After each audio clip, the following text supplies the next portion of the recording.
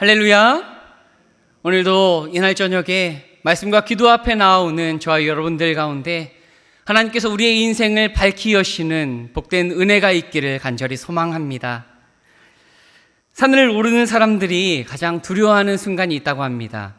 그것은 낭떠러지를 만나는 것도 아니고 길을 잃는 것도 아니고 바로 화이트아웃이라는 현상을 만날 때이라고 합니다. 이것은 눈보라나 짙은 안개가 몰아치면서 하늘과 땅의 경계가 사라지는 현상을 나타내는 말이라고 합니다. 불과 1분 전까지만 해도 눈앞에 보여졌던 그 길이 이러한 현상을 마주치면 온데간데 없어지고 길을 잃어버리는 그 두려움에 휩싸인다고 합니다. 그래서 전문가들은 그러한 현상을 만나면 이렇게 조언한다고 하더라고요. 멈추고 자세를 낮춰라. 그리고 지금 어디에 있는지 지금 상황을 확인하라. 사랑하는 성도 여러분, 저는 이 화이트아웃이라는 단어가 우리의 인생과 너무나도 닮아 있다고 생각이 됩니다. 인생을 살아가다 보면 우리의 삶 속에서 전혀 준비하지 못한 순간에 갑자기 우리의 길을 잃어버리는 것처럼 앞이 보이지 않을 때가 있습니다. 열심히 살아왔습니다.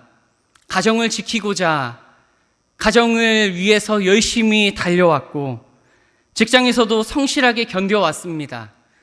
어떠한 상황 속에서도 이 자리를 지키면서 아둥바둥 버텨왔습니다. 세상 속에서는 믿음을 잃지 않고자 세상의 가치관과 세상의 그 유혹 속에서 넘어지지 않고자 몸부림쳤습니다. 그런데 그러한 노력이 무색할 만큼 어느 날 갑자기 감당할 수 없는 질병을 마주하곤 합니다. 아무리 기도해도 풀리지 않는 우리 삶의 그 재정적인 그런 문제 앞에서 낙심하고 주저앉기도 합니다. 수많은 문제가 우리의 삶을 짓누를 때 우리는 막막함 속에서 우리는 주저앉곤 하지요. 그때 가장 먼저 무너지는 것이 무엇일까요? 무엇이 우리의 삶을 무너뜨릴까요? 상황이 아니라 방향 감각입니다. 내가 지금 어디로 가고 있는가? 나의 기도는 왜 응답되지 않고 있는가? 혹시 내 믿음이 부족한 것은 아닌지, 혹시 내가 죄를 짓고 있는 것은 아닌지, 나의 믿음의 그 열정이 부족해서 내가 혹시 하나님을 조금 부족하게 섬겨서 이러한 일이 찾아오지는 않는지, 우리의 내면 속에 그러한 목소리들로 가득 차서 방향 감각을 잃은 채 우리가 휩싸인 때가 있다라는 것입니다. 그리고 두려움에 휩싸인 사람은 그 자리에서 멈춰서지 못합니다. 오히려 더 조급하게 이리 뛰고 저리 뛰다가 더 깊은 수렁으로 빠져들고 말지요. 사랑하는 성도 여러분, 오늘 혹시 이 자리에 이 한 해의 끝자락에 서 있는 저와 여러분들 가운데 혹시 이러한 인생의 화이트아웃 한가운데 있지는 않습니까? 오늘 본문의 느헤미야와 이스라엘 백성들이 바로 이러한 영적인 화이트아웃 상황 가운데 있었습니다. 140년 동안이나 무너져서 방치했던 그 성벽, 밖에는 조롱과 협박이 있었고요, 안에서는 끊임없는 돌무더기와 지쳐가는 백성들의 한숨만 있었습니다. 안과 밖이 동시에 무너진 말 그대로 보이지 않는 상황 가운데 그들이 놓여 있었다라는 겁니다. 그런데 우리는 잘 알고 있습니다. 그러한 막막함 속에서 이들은 길을 찾아냈습니다. 그리고 이내 무너졌던 성벽을 완공해 나가지요. 도대체 비결이 무엇이었을까요? 우리도 짙은 안개, 그런 인생의 안개를 만날 때 막막함 속에서 어떻게 하면 우리도 이스라엘 백성들처럼 다시 한번 인생의 길을 찾고 다시 우리의 인생 속에서 묵묵히 길을 헤쳐나갈 수 있을까요? 오늘 말씀을 통해서 그 비결을 다시 한번 보고자 합니다. 가장 먼저 필요한 영적인 조치는요, 소음을 차단하라는 것입니다. 위기의 순간에 사탄은 언제나 상황을 통로 삼아서 우리의 마음과 생각에 속삭입니다. 오늘 본문 3절 말씀을 한번 보실까요? 함께 봉독합니다. 암몬 사람 도비아는 곁에 있다가 이르되 곧 무너지리라 하더라. 지금 도비아가 조롱하고 있습니다. 너희가 땀 흘리며 쌓는 그 믿음 소용없다는 거예요. 너희 수고가 다 헛된 것이라고 비웃고 있는 겁니다. 이스라엘 백성들은 열정을 냈습니다. 열심을 다했습니다. 우리 한번 해보자. 하나하나씩 성벽을 쌓아 올렸습니다. 그런데 들려오는 것은 조롱거리였습니다. 더 중요한 사실은 2절과 3절 그리고 6절 말씀을 보니까요, 성벽이 처음 아무것도 쌓여있지 않은 상태에서 조롱이 찾아온 것이 아니었다는 겁니다. 이제 막 쌓아서 조금씩 희망을 갖기 시작할 때 그들 마음 가운데 비수로 꽂혔다라는 거예요. 왜 하필 이때일까요? 왜 하필 처음부터 그 마음을 힘들게 해서 시작조차 하지 않았었으면 다행이었을 텐데, 왜 조금씩 희망을 보기 시작할 때 그 조롱이 들려왔을까요? 그때가 사기를 꺾어서 더 큰 절망을 경험해서 더 이상 일어서지 못하게 하려고 하는 그러한 중요한 상황이었기 때문입니다. 성벽이 세워진다는 것은 단순한 건축하는 그런 의미가 아니었습니다. 이것은 아브라함과 다윗에게 하셨던 하나님 나라의 회복, 하나님께서 그 언약을 지켜나가시는 역사의 현장이었습니다. 그런데 그러한 상황 가운데 대적들에게는요, 위기였다라는 거예요. 많이 절망적인 상황 속에서, 터전이 무너져 있는 상황 속에서 거기에 남겨져 있던 사람들은 그 속에 자신들의 터전을 세우면서 자신들의 정체성을 세워나가고 있었습니다. 그런데 대적들에게는 영적인 정체성들이, 이스라엘 백성들의 그 회복이 자신들에게 위기였다라는 겁니다. 그래서 그들은 무기로 치기 전에 말로 먼저 치는 어떤 심리적인 그런 전략을 사용했다라는 겁니다. 정체성부터 흔들어서 마음을 무너뜨리고 그들이 다시는 일어서지 못하도록 공격하고 있었다라는 거예요. 그렇습니다. 사랑하는 성도 여러분, 사탄은 늘 이러한 방식으로 우리를 공격합니다. 성벽을 먼저 치지 않습니다. 시작조차 하지 못하게 만들지 않습니다. 우리의 정체성부터 흔들어 놓습니다. 조금 가능성이 보일 때, 무언가 해보려고 할 때, 한 단계 한 단계 나아가려고 희망을 가지고 도전할 때, 사단은 우리에게 속삭입니다. 너 그 정도로는 안 된다고. 네가 해봐 무엇을 한다고. 너 올해 뭘 했냐고. 기도 제목을 보라고. 응답된 것이 하나라도 있냐고. 오히려 그 시간에 명성을 쌓고 세상에 돈을 벌고 우리의 힘과 능력으로 세상의 방식으로 모든 것들을 헤쳐나가라고 이야기합니다. 예배, 기도, 말씀, 그 모든 것들이 헛수고라 이야기하며 결국 세상 앞에서 곧 무너질 것이다, 우리를 조롱합니다. 이러한 소리를 들으면 우리 내면에서 영적인 무기력함에 빠지기 시작합니다. 말씀도 들리지 않고요, 의심만 싹트지요. 의심과 불평, 원망만 입술에 맴돕니다. 날마다 감사하며 살아가는 대신에 절망과 불안 속에 사무칩니다.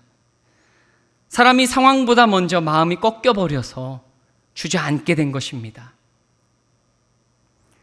그러나 오늘 본문의 느헤미야를 보면요, 그 지독한 조롱 속에서 한마디 대꾸도 안 하는 느헤미야의 모습을 보게 됩니다.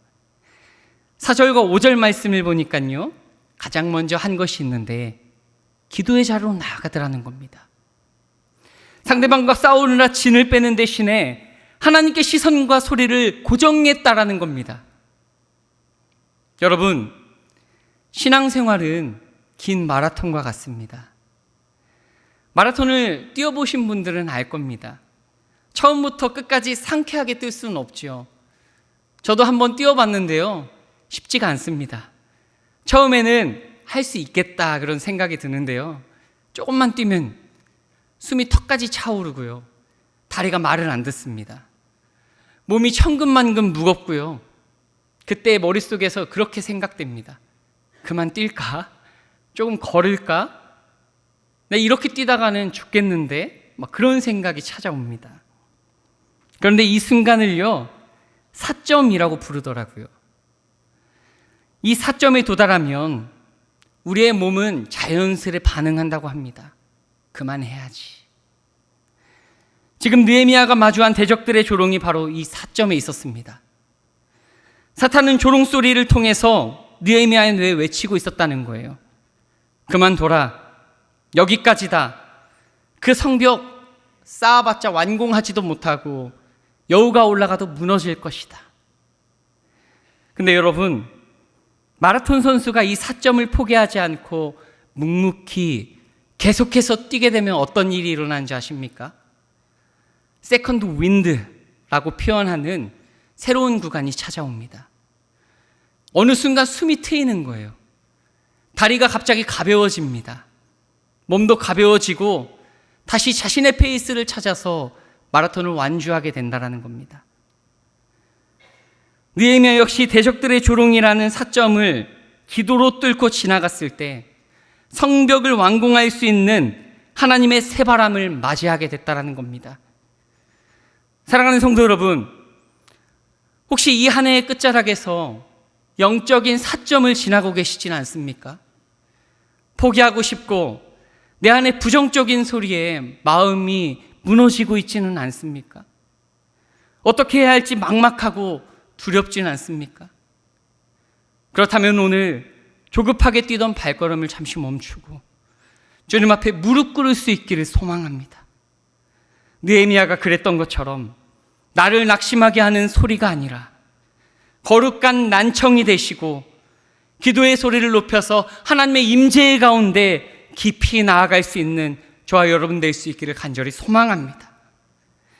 우리의 기도로 이 사점을 통과할 때 하나님께서는 우리의 영혼의 새로운 호흡, 세컨드 윈드, 그것을 허락해 주실 줄 믿습니다.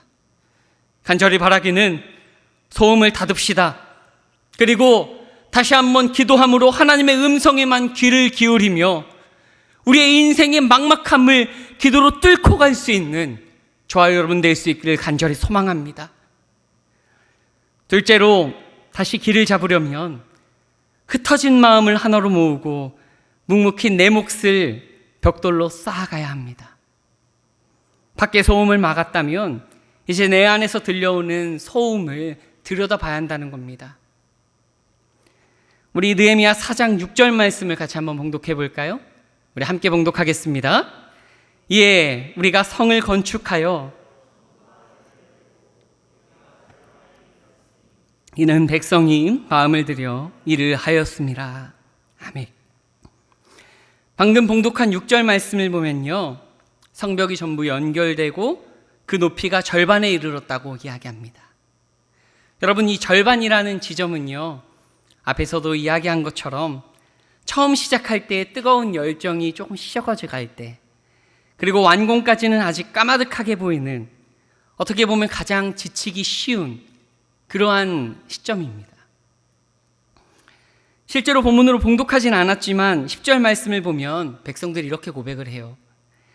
유다 사람들은 이르기를 흙무더기가 아직도 많거늘 짐을 나르는 자의 힘이 다 빠졌으니 우리가 성을 건축하지 못하리라 하고. 여러분, 이것이 우리 내면에서 터져나오는 실체와 같습니다. 밖에서는 대적들이 비웃고 안에서는 계속해서 치워도 끝이 없는 흙더미, 그러한 쓰레기들만 가득한 것, 그러한 상태입니다. 처음에는 사명으로 일했습니다. 무언가 열심을 냈고 해볼만 했습니다.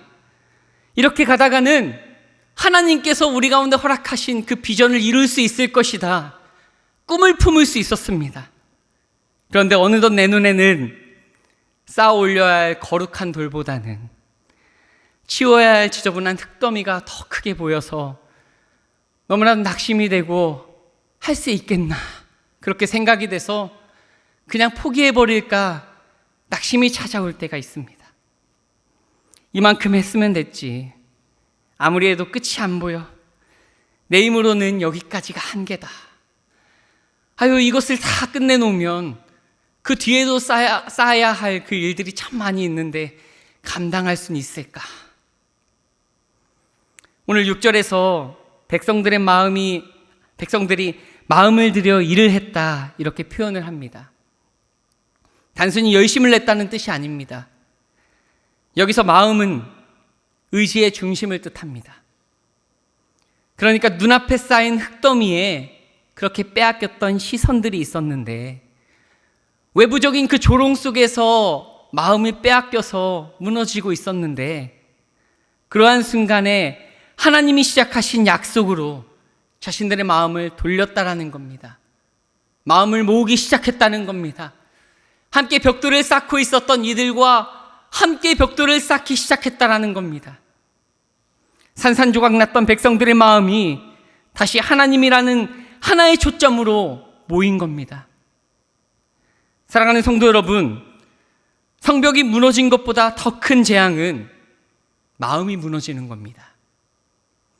가정도 처음부터 돈 때문에 무너지는 것이 아닙니다. 어떤 주변의 환경 때문에 무너지는 것이 아닙니다. 부부의 관계에 금이 가기 시작할 때부터 가정은 무너지기 시작한 겁니다. 자녀의 그 갈등 속에서 소통이 되어지지 않고 마음이 하나 되어지지 않을 때부터 이미 그 가정은 무너진 겁니다. 교회도 마찬가지입니다. 교회 크기가 작아서 교회가 능력이 없습니까? 재정이 부족해서 교회가 일을 하지 못한 것입니까? 교회가 능력을 발휘하는 것이 외부적인 모습으로 인해서 뭔가 부족해서 능력을 발휘하지 못하는 것입니까? 아닙니다. 당회와 목회자와 모든 성도들이 그 마음이 하나가 되어지지 않을 때, 하나님 안에서 우리가 함께 뭉치지 못할 때 교회는 무너지기 시작하는 것입니다. 세상 가운데 능력을 발휘할 수 없는 것입니다. 오늘 이 금요 성령 집회는, 오늘 이 기도의 자리는 내면의 흙더미에 가로막혀서 여러 가지로 흩어진 마음을 다시 줍는 시간입니다. 우리의 각자의 삶 속에서 자신의 걱정, 미래에 대한 두려움, 과거의 후회로 찢긴 그 마음, 우리의 삶 속에서 이 느헤미야처럼, 지금 이 이스라엘 백성들처럼 계속해서 외부적으로 내부적으로 마음을 흩어놓고 절망적인 순간 속에 찾아와져 있는 그러한 순간처럼 여겨지는 우리의 삶 속에 흩어져 있는 마음을 주님 앞에 하나로 모으는 시간입니다. 우리 이 시간에 십자가 앞에 우리의 마음을 가지고 나아갈 수 있기를 소망합니다. 초대교회가 120명이 마음을 같이 하며 주님 앞에 기도로 나아갔을 때 그들의 삶은 여전히 힘들고 어려웠음에도 불구하고 성령이 임하시자 능력이 나타났습니다. 그들 가운데 능력이 나타나자 복음이 증거되어지고 걷잡을 수 없이 하나님의 역사가 나타나기 시작했습니다. 나아가 느헤미야의 믿음은 기도에서 멈추지 않았습니다. 그와 같은 역사가 일어나기 시작했습니다. 9절 말씀을 보니까 우리 하나님께 기도하며 파수꾼을 두어 주하로 방비하였더니 이야기합니다. 그들 가운데 기도의 역사가 나타났고 놀라운 하나님의 은혜가 나타났습니다. 오늘 그것이 우리 가운데 일어나기를 간절히 소망합니다. 더 나아가서 기도의 능력이 나타나면 우리 가운데 결단이 일어나기를 소망합니다. 기도로 그치는 것이 아닙니다. 여러분, 기도라는 것은 도피처가 아닙니다. 하나님의 전적인 도우심을 믿기에 이제는 내가 싸워야 할 현실의 싸움을 능동적으로 치러내겠다 결단하는 자리입니다. 겉으로 보면 사람이 벽돌을 나르는 것 같습니다. 그러나 느헤미야는 알았습니다. 보이지 않는 하나님의 선한 손이 이 성벽을 붙들고 계시다. 그렇기에 그는 자신의 삶의 현장으로 나아간 것입니다. 부모의 손을 잡고 험한 빙판길을 걷는 아이들을 생각해 보십시오. 그 아이가 타고난 균형 감각이 있어서 빙판길을 걷습니까? 아닙니다. 부모가 그 손을 붙들고 있기에 그 빙판길을 걸어갈 수 있는 것입니다. 한눈 팝니다. 다리에 힘이 없어서 때로는 미끄러집니다. 때로는 잠깐 녹아져 있는 그 빙판길 속에서 미끄러져서 위험을 처할 수도 있습니다. 그러나 그 넘어지는 찰나에 부모는 그 손에 힘을 주어서 아이를 들어 올립니다. 그렇게 넘어질 수 없는 것입니다. 사랑하는 성도 여러분, 그렇습니다. 우리의 삶도 마찬가지입니다. 기도합니다. 기도하고 주님을 의지하며 나아갑니다. 그렇다면 나를 붙잡고 계시는 주님을 의지해야 되는 겁니다. 그리고 그 의지했다면 의지 안으로 그치는 것이 아니라 나의 삶의 자리에 그 믿음 가지고 담대하게 달려나가는 것입니다. 나에게 주어진 자리에 벽돌을 쌓게 하신 그 자리에서 묵묵히 믿음 가지고 나에게 주어진 일을 감당해 나아갈 때 하나님께서 능력 주셔서 나를 끌어올려 주셔서 그 모든 것들을 감당하게 되어질 수 있는 줄 믿습니다. 지난 한 주간, 지난 1년간 내 힘으로 인생을 책임지려다가 손에 힘이 다 빠지진 않았습니까? 여러분, 우리의 삶 속에서 내 힘으로 뭔가 몸부림치다가 너무나도 지치고 낙심이 되어져서 오늘도 그 낙심한 몸을 이끌고 나의 두 손 다 놓은 채 이 자리에 혹시 앉아있진 않습니까? 그렇다면 그 긴장한 손에 힘을 뺍시다. 내 힘으로 몸부림쳤었던, 내 방식대로 몸부림쳤었던 나의 삶을 오늘 이 자리에 주님 앞에 내려놓읍시다. 그리고 우리를 포기하지 않으시는 하나님의 선한 손길을 의지하며 나아갑시다. 그리고 손을 잡았다면 다시 힘을 내어서 나의 삶의 자리에 내 몫의 벽돌을 쌓는 용기를 내며 나아가는 그러한 결단을 하는 복된 시간이 되어지기를 소망합니다. 말씀을 좀 맺으려고 합니다. 사랑하는 성도 여러분, 올해도 이제 며칠 남지 않았습니다. 어떤 분은 한 해를 돌아보면 감사한 일이 많은 분들도 있습니다. 여기까지 인도하셨구나. 내가 가지고 있었던 기도 제목을 다 응답하여 주셨구나. 하나님의 은혜구나. 그런데 또 어떤 분은요, 이 한 해 조금만 버티면 되는데 그 며칠을 버티지 못해서 참 청천벽력과도 같은 그 소식을 접한 분들도 계십니다. 인생의 외부적인 그 모습, 그 상황들이 내 마음을 후벼 파서 낙심하게 만드는 일들 속에 계신 분도 계십니다. 내년을 돌아보면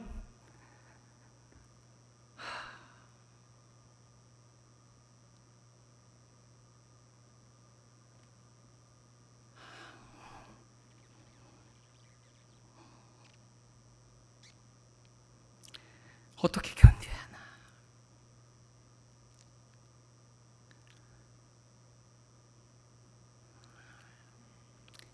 그런데 여러분, 오늘 말씀을 통해서 우리가 붙들어야 할 진리가 하나 있습니다. 길은요, 상황이 바뀌어서 보이는 게 아니라 내 영혼이 하나님 앞에서 다시 방향을 잡을 때 보이기 시작한다는 겁니다.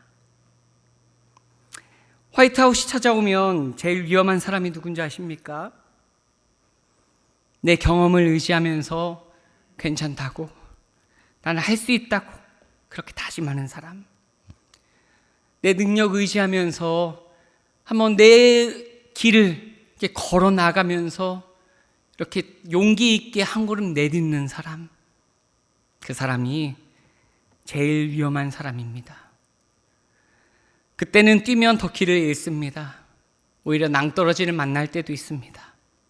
그래서 전문가가 말하는 겁니다. 멈추라고요. 자세를 낮추라고요. 그리고 다시 한번 확인하라고요. 오늘 이 밤에 주님께서 우리 가운데 그러한 말씀을 하시는 것 같습니다. 지금 너무 많은 소리를 듣고 있구나. 지금 너무 많이 흩어진 마음으로 혼자서 버티고 있구나. 이제 내 손을 다시 붙잡아라. 사랑하는 성도 여러분, 세상에 조롱 섞인 그 소음에 귀를 닫읍시다.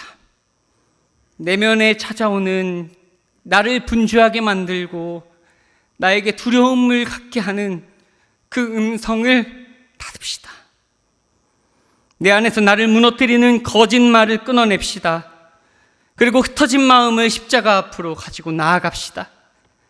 그리고 무엇보다 하나님의 손을 붙잡고 힘을 내어서 내 몫의 벽돌을 감당하며 나아갑시다. 그렇게 간절히 바라기는 인간적인 조급함을 내려놓고 우리를 결코 포기하지 않으시는 하나님의 손을 다시 붙잡아 그 손이 이끄시는 대로 한 걸음을 내딛는 치유와 회복이 우리 가운데 역사하는 주님을 붙드는 복된 밤이 되기를 간절히 소망합니다. 기도하겠습니다.